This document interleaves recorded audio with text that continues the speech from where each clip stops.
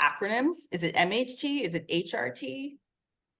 Land this plane. Well, listen, I think that we just have to accept that we are in a transition phase in this new menopause movement. And so, yes, there's an old school term of HRT.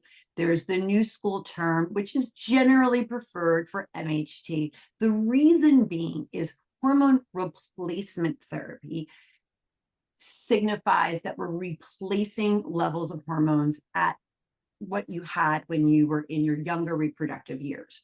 There are times when we actually do full hormone replacement, and that would be someone who had premature menopause under the age of 40. They actually need higher doses. But we've moved towards a more, appropriate term, probably technically speaking, of MHT, menopausal hormone therapy. And we can talk about what that actually means and what actually does the different doses actually provide in terms of levels. And we'll put that into context later. So there's been this kind of philosophical shift. In the end, don't worry about it too much. Yeah. It's all hormone therapy. Yeah. Whether you call it HRT or MHT, think of them as really being interchangeable. And I think over time, more and more women are going to, and professionals will just start using MHT